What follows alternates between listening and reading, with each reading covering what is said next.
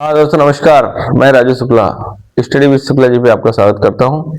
अब आइए, कल हमने कहा था आप लोगों से कि नया चैप्टर शुरू करेंगे नागरिकता। तो आइए इसको शुरू करते हैं। नागरिकता संविधान के भाग 2 में अनुच्छेद 5 से 11 के बीच है। तो पहला तो ये क्वेश्चन ही बन जाता है।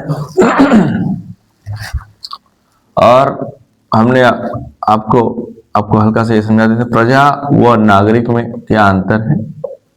अधिकतर लोग तो जानते ही होंगे, इसमें कोई बहुत बड़ी बात नहीं है। फिर भी प्रजा क्या है, इसके पास केवल कर्तव्य होते हैं।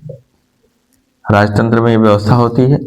और नागरिक वह है जिसके अधिकार व कर्तव्य दोनों होते हैं। अधिकार व कर्तव्य दोनों होते हैं, तो यह वह व्यक्ति नागरिक कहलाता है। अब नागरिकता का जो प्रावधान है, आज हम आपको हल्की से उसको जो अनुच्छेद 5 से 11 में जो प्रावधान किए गए हैं उन्हीं बातों को बताएंगे। उसके बाद जो इसके थोड़े से एक्सप्लेनिंग पॉइंट हैं और जिसको थोड़ा ज्यादा लंबा एक्सप्लेन करना होगा उसको हम आपको अगले क्लास में देंगे। ये पार्ट 1 मान के चलिए, नागरिकता पार्ट 1। तो ये बताया भाग संविधान के भाग 2 में अनुच्छेद 5 से 11 है। अनुच्छेद 5 में क्या लिखा है, ये पहली बात है। अनुच्छेद 5 में यह लिखा है कि आपसे प्रश्न पूछा जाता है पहले कि किसे भारतीय नागरिक माना जाएगा, अर्थात भारत में नागरिकता के प्रावधान क्या है। तो अनुच्छेद 5 में यह लिखा है कि वह व्यक्ति संविधान लागू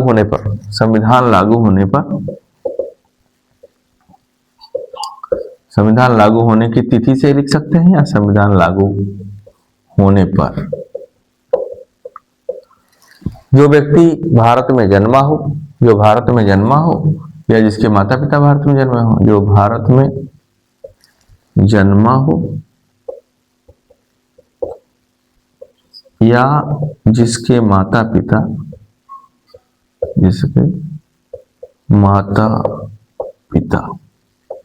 भारत में जन्मे हो,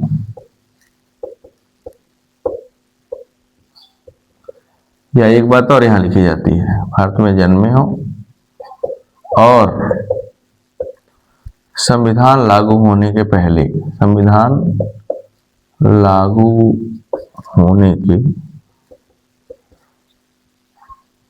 5 वर्ष को थोड़ा अंडरलाइन कर लीजिएगा, 5 वर्ष पहले से भारत में रह रहा हो।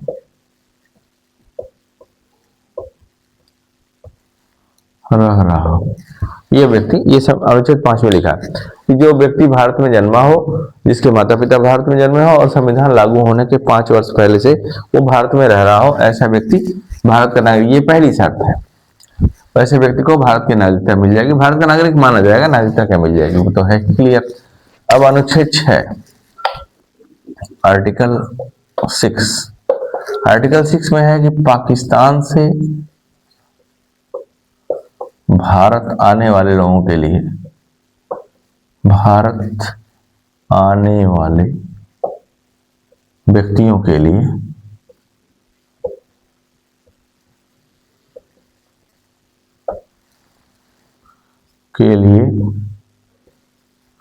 नागरिकता का प्रावधान है। मतलब जो व्यक्ति नागरिकता का प्रावधान है, यहां दो बातें, दो शर्तें हैं। पाकिस्तान से जो व्यक्ति भारत आएगा उसके लिए नागरिकता का प्रावधान है। पहला ये शर्त है कि जो व्यक्ति आएगा उसके माता पिता,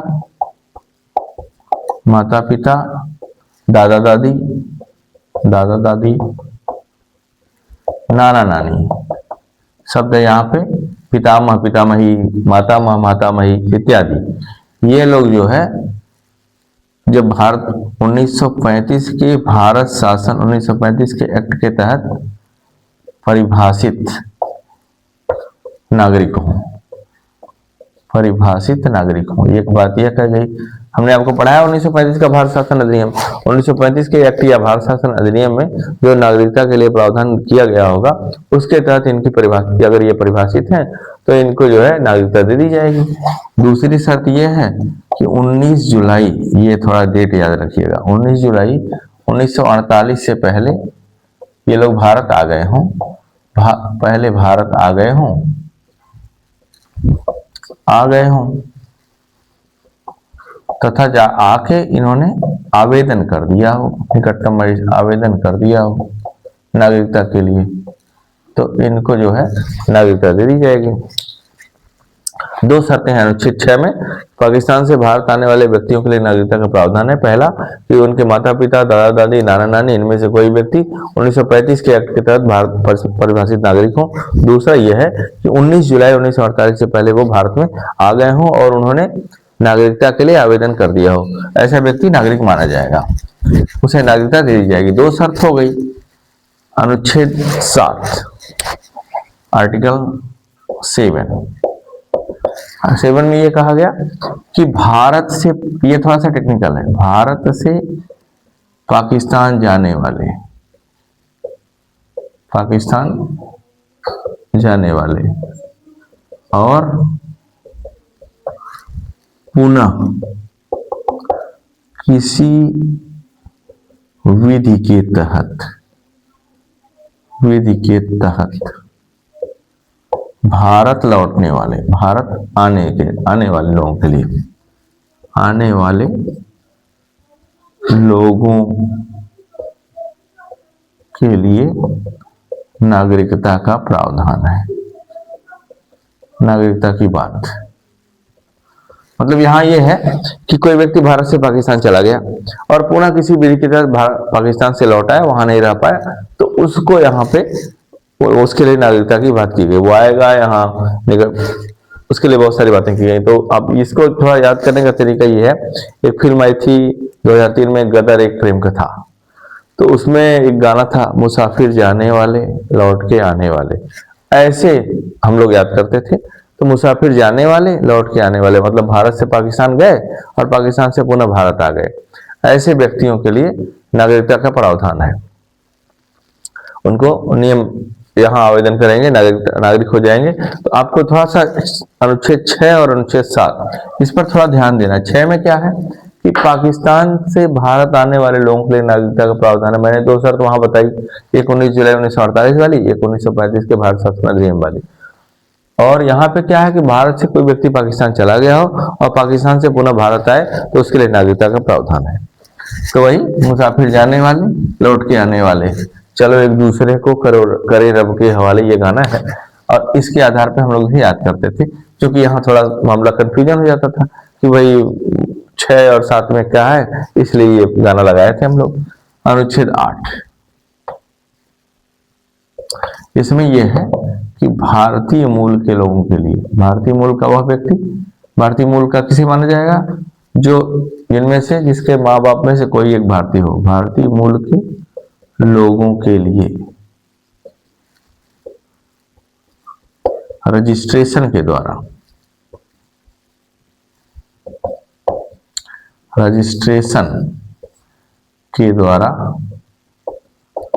नागरिकता का प्रावधान है।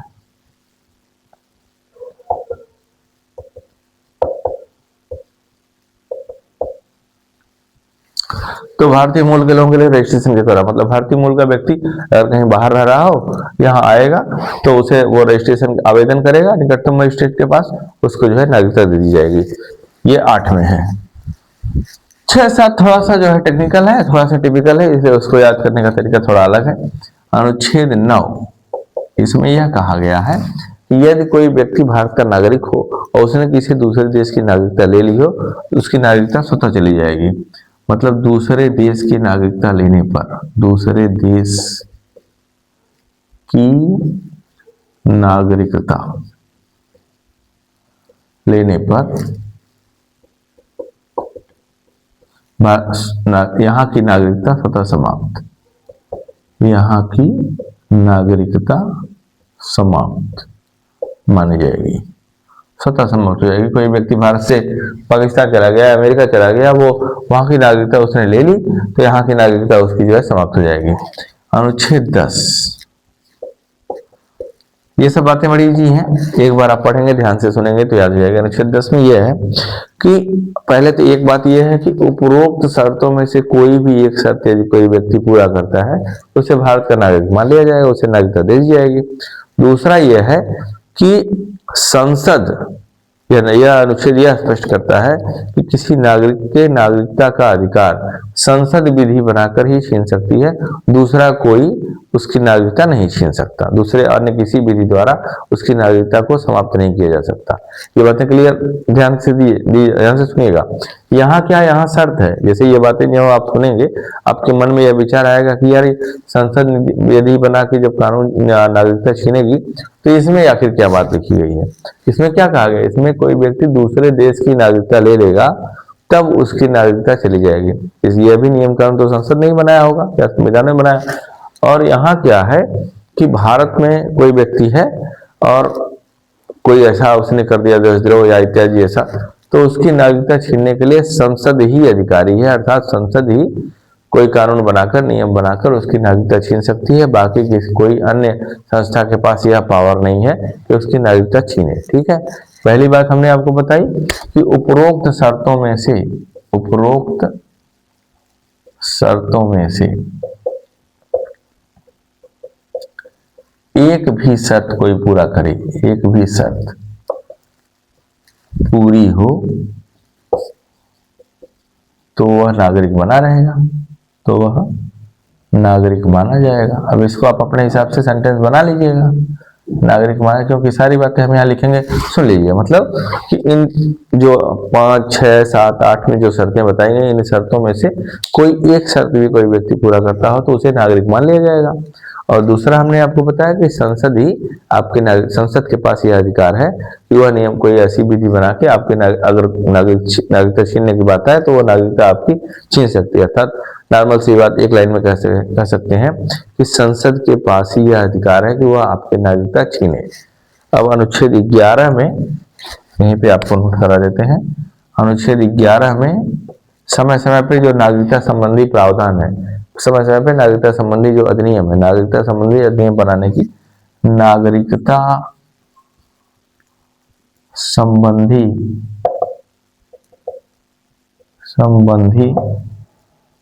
अधिनियम बनाने की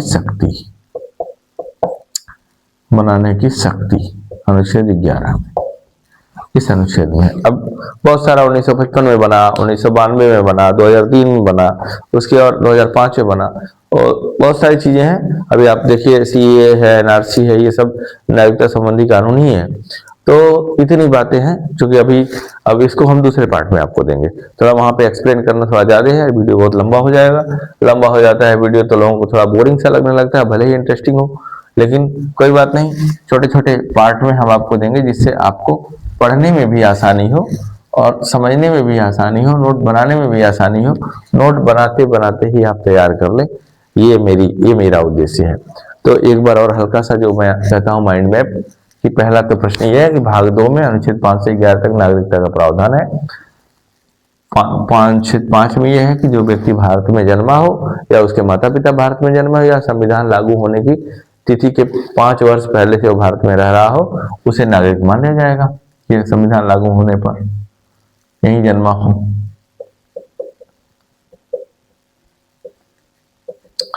होने पर 6 में है क्या कि भाई पाकिस्तान से भारत आने वाला, पाकिस्तान से भारत आने वालों के लिए नागरिकता का प्रावधान। 7 में क्या है, भारत से पाकिस्तान जाए और पुनः लौट के भारत आए। ये मुसाफिर जाने वाले, गदर एक प्रेम कथा, मुसाफिर जाने वाले लौट के आने वाले। 8 में क्या है, रजिस्ट्रेशन के द्वारा नागरिकता, रजिस्ट्रेशन। 9 में दूसरे देश की नागरिकता लेने पर, नागरिकता समाप्त, भारत की नागरिकता समाप्त। 10 में क्या है कि संसद के पास यह अधिकार है कि वह आपकी नागरिकता छीन सकती है, या उपरोक्त शर्तों में से कोई एक शर्त पूरा करते हैं तो आपको नागरिक माना जाएगा। 11 में क्या है, नागरिकता संबंधी अधिनियम बनाने की बात की गई है। तो सॉरी, आज के लिए इतना। एक बार इसे ठीक ठाक से पढ़ लीजिएगा, रिवाइज कर लीजिएगा, उसके बाद आगे बहुत सारी भी बातें हैं नागरिकता में जिसको हम आपको बताएंगे आगे। तो इसको थोड़ा ध्यान से पढ़िएगा, देखिएगा और थोड़ा बहुत कमेंट करिएगा। लाइक तो आप करेंगे ही करेंगे। आप सभी लोगों से मेरा निवेदन है कि आप मेरे क्लास को देखें, लाइक करें, अपने दोस्तों में शेयर करें, सब्सक्राइब करें, जिससे मेरा भी उत्साहवर्धन हो, आपका भी ज्ञान बढ़े। तो इन्हीं बार आपने अपना अमूल्य समय दिया और लगातार मेरा समर्थन कर रहे हैं। इन सारी चीज़ों के लिए आपको दिल की अतल गहराइयों से बहुत बहुत धन्यवाद, बहुत बहुत धन्यवाद।